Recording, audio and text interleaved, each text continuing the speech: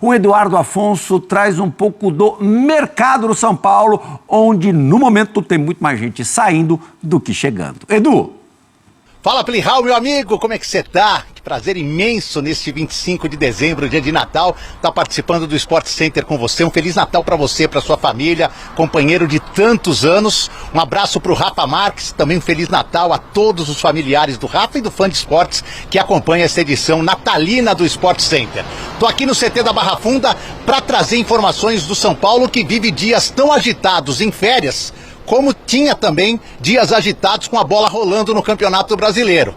Então vamos começar com o mercado da bola, porque são duas saídas do tricolor. Uma delas, o Matheus Belém, e a principal saída do Mailton. Mailton tá indo pro Fortaleza para voltar a disputar a Série B no ano que vem, por empréstimo até o final da temporada.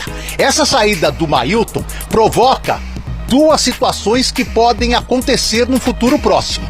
A primeira é o São Paulo tentar mesmo o Vitinho do Botafogo do Rio. Havia uma possibilidade de troca, o Vitinho estava na lista, agora o São Paulo pode trazer o Vitinho, seja na troca ou seja na tentativa de um empréstimo. E também o interesse do Palmeiras no Marlon Freitas faz com que o Pablo Maia, que não estava muito afim de deixar o São Paulo, volte à mira do Botafogo para a disputa da próxima temporada numa possibilidade de troca. Então há um reflexo dessa saída do Mailton em duas possíveis negociações, contando também com a saída do Marlon Freitas do Botafogo.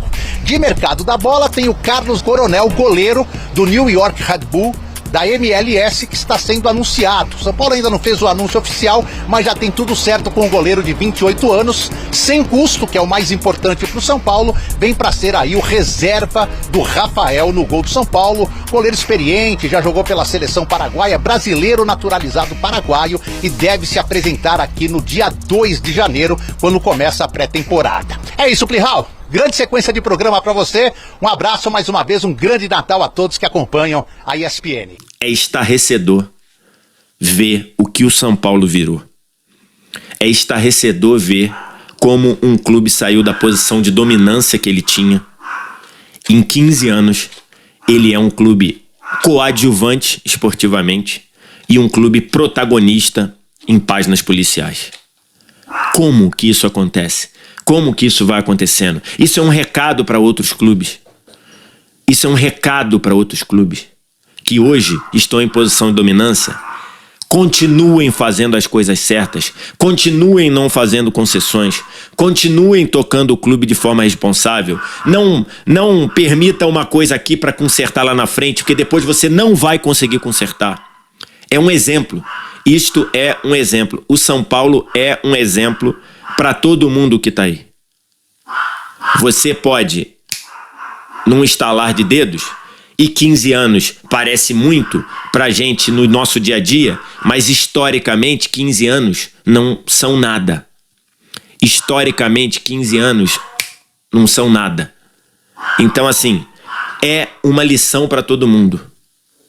O São Paulo, em 15 anos, deixou o protagonismo nas páginas esportivas para ser protagonista nas páginas policiais. Como o São Paulo virou isso? Todo mundo que passou por aí, toda essa galera, está de parabéns. E uma das coisas que me chama muita atenção na política do futebol brasileiro e na política brasileira como um todo é como as pessoas não têm,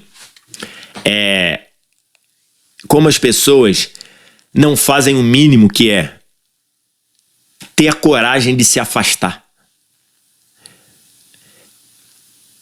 Assim, você, em muitos lugares do mundo, quando estoura escândalo, quando estoura denúncia, a primeira coisa que o cara que está implicado é: eu tô saindo do cargo ou para me defender de uma maneira mais precisa, ou tô saindo do cargo por vergonha. Aqui no Brasil, não. As pessoas não largam o osso. As pessoas são expostas, as pessoas são acusadas e elas não largam o osso. Ah, mas é que todo mundo tem o direito do contraditório. Claro que tem. Claro que tem. Todo mundo tem direito à ampla defesa. É assim numa democracia. É assim no Estado democrático de direito. Mas como as pessoas têm como prática dizer: não largo o osso, vou continuar aqui. Isso me pega assim muito. E a coisa vai seguindo.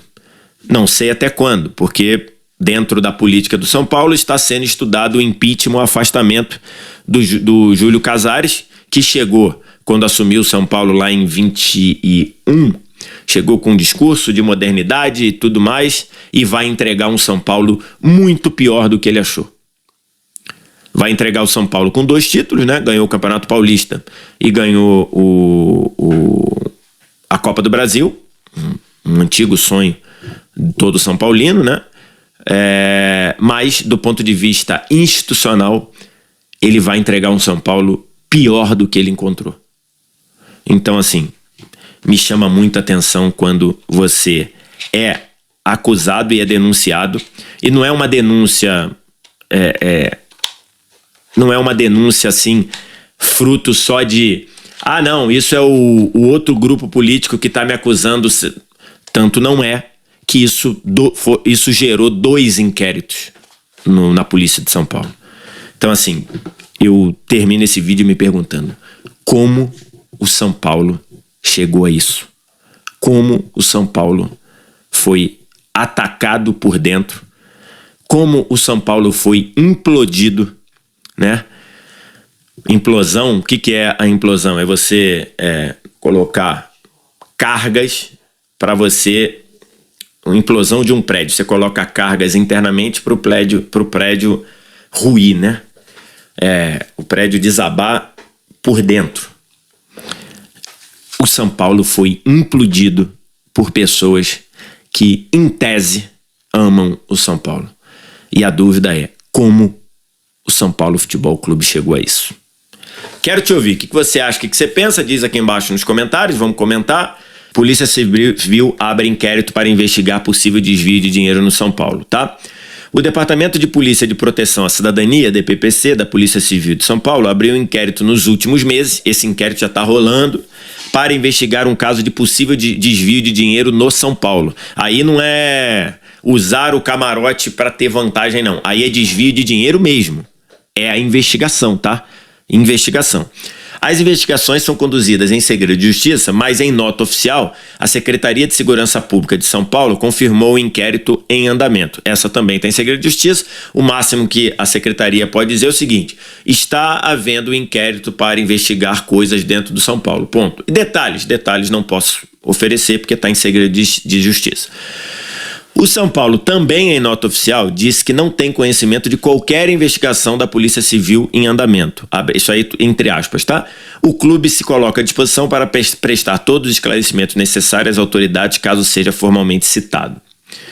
A informação foi revelada pelo blog do Paulinho e confirmada pelo GE. Então, essa informação de investigação por desvio de dinheiro dentro do São Paulo, primeiro foi noticiada, o furo de reportagem, vamos dizer assim, foi do blog do Paulinho e foi confirmada pela reportagem do Globo Esporte. Perdão. A polícia também recebeu do Ministério Público a recomendação para abrir um inquérito para investigar o caso de exploração clandestina de um camarote no Morumbi. Isso aí já foi falado na outra. Na última semana... Tá, aqui é só a sequência. Então, assim... Claro aí que são 2 inquéritos, um mais grave que o outro, né? Um são de 2 diretores do São Paulo que estão tendo vantagem ao negociar espaço de camarote no Morumbi para shows, e o outro, que eu considero ainda mais grave, que é você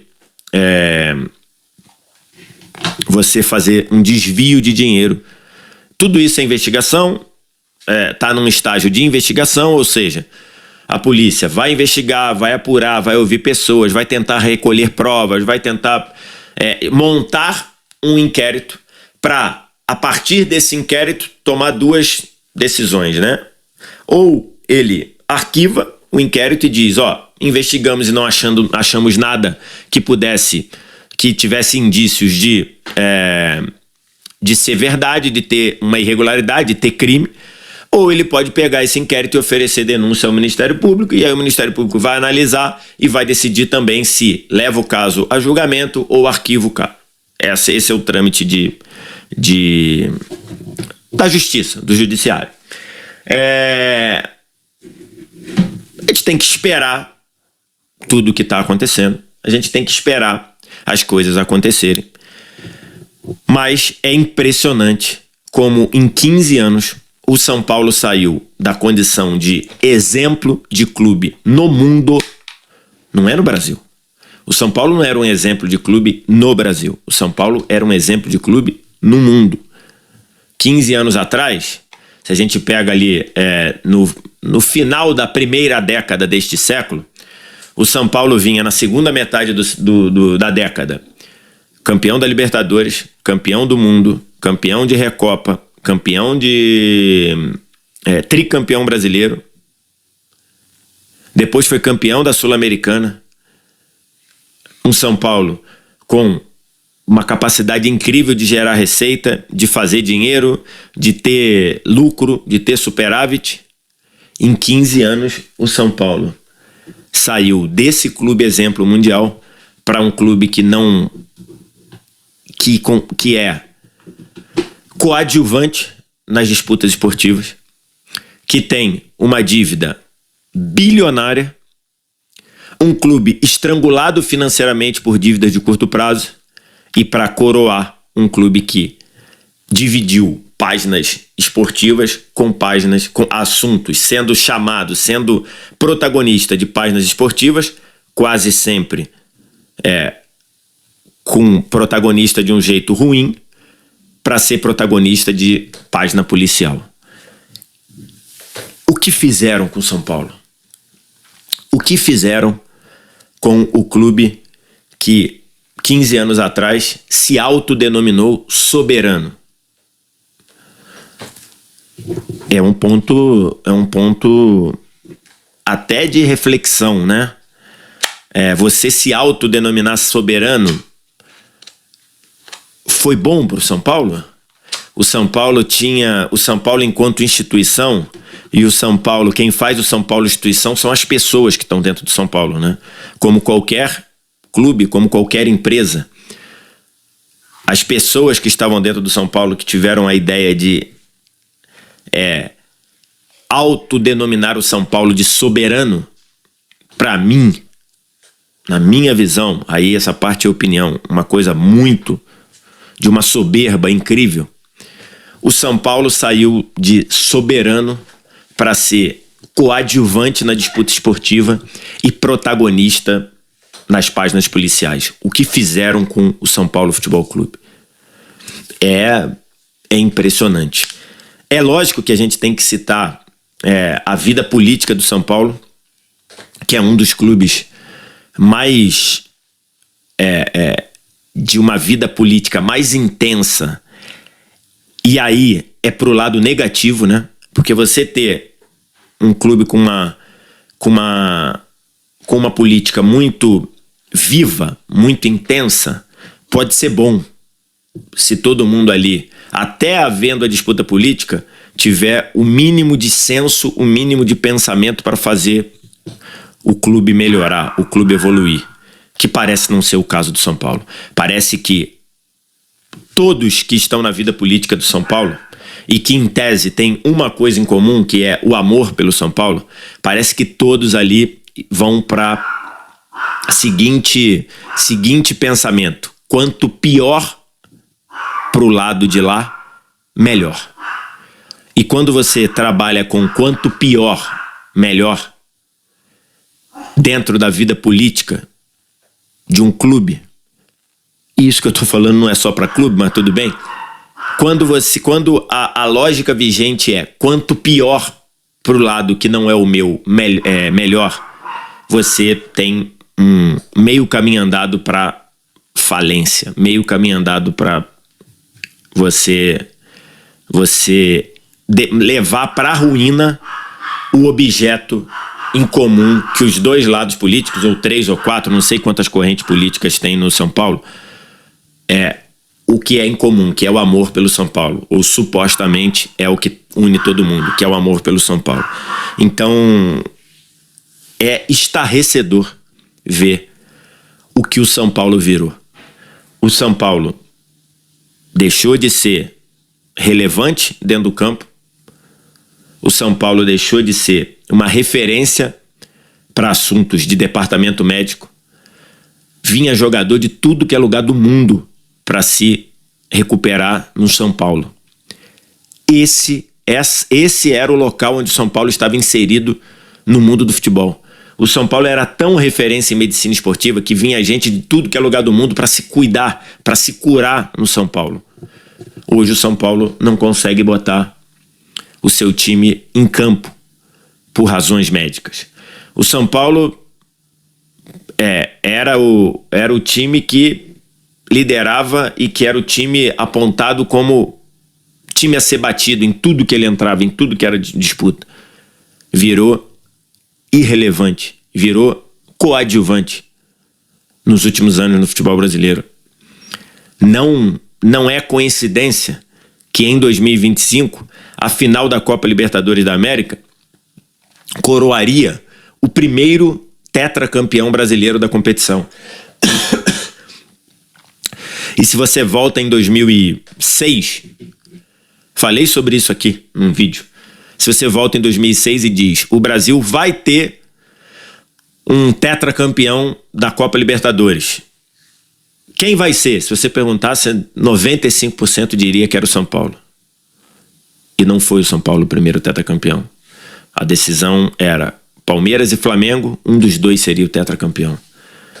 E a falência moral da gestão do São Paulo, que há algum tempo já tinha frequentado as páginas policiais, lá com o caso também de um ex-presidente, do Carlos Miguel Aidar. Um São Paulo que sofreu um golpe institucionalizado do seu estatuto, quando permitiu a segunda reeleição, o terceiro mandato para o Juvenal Juvencio. Ah, não, isso não tem nada a ver. Quem garante? Quem garante que se lá, quando o Juvenal Juvencio articulou para mudar o estatuto do São Paulo, que é um golpe institucionalizado, é ilegal? Não, não foi, porque foi feita a votação e foi trocado. Mas é um golpe moral. Quem garante que se nunca houvesse aquele terceiro mandato, as coisas chegariam onde estão? Porque para você mudar o estatuto, para você dar esse golpe legal do ponto de vista de lei, mas imoral do ponto de vista de moral, você faz muito acordo, você faz muita concessão, você faz muito política do toma lá da cá. Você mudar o estatuto, você passar uma mudança de estatuto, não é como eu falei aqui, ninguém muda o estatuto porque todos entendem que ali todo mundo ama o São Paulo. Não, você muda o estatuto fazendo politicagem. Então, assim... A contratação de Carlos Coronel simboliza mais do que a simples chegada de um reforço ao elenco. Ela representa uma mudança clara de postura do São Paulo no mercado da bola, apostando em oportunidades estratégicas, decisões rápidas e nomes já mapeados com profundidade pelo departamento de scout. Em um cenário de cautela financeira, o tricolor mostra que planejamento e agilidade podem andar juntos.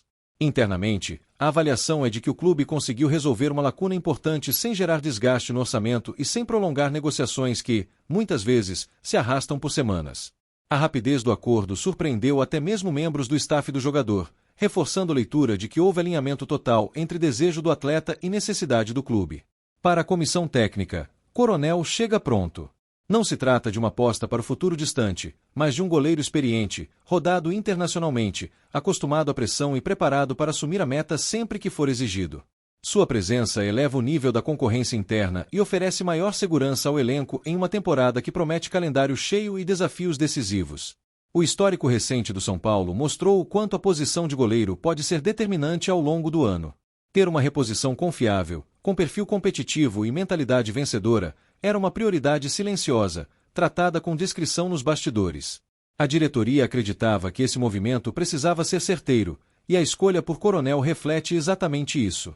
Outro ponto que pesa a favor do novo reforço é o fator emocional. Vestir a camisa de um clube pelo qual sempre demonstrou carinho cria uma conexão imediata com a torcida e com o ambiente do Morumbi. Esse tipo de identificação costuma fazer diferença, principalmente em momentos de pressão, onde a entrega vai além da parte técnica. A expectativa agora é de rápida adaptação. O São Paulo acredita que, por já conhecer a cultura do futebol brasileiro e ter passado por ambientes competitivos na Europa e na MLS, Coronel não deve enfrentar grandes dificuldades para se integrar ao grupo. A pré-temporada será fundamental para alinhar conceitos, ganhar ritmo e fortalecer a relação com o sistema defensivo. Nos bastidores, a leitura é clara. A contratação do goleiro pode ser apenas o início de uma sequência de movimentos pontuais no mercado. O clube segue atento a oportunidades que se encaixem no perfil traçado para 2026, jogadores experientes, com histórico de decisão e que cheguem para elevar o nível do elenco sem comprometer o planejamento financeiro. Com isso, o São Paulo sinaliza ao torcedor que está atento, organizado e disposto a corrigir falhas do passado. A chegada de Carlos Coronel, resolvida de forma rápida e eficiente, aumenta a confiança de que o tricolor entra na próxima temporada mais preparado, mais competitivo e com objetivos bem definidos.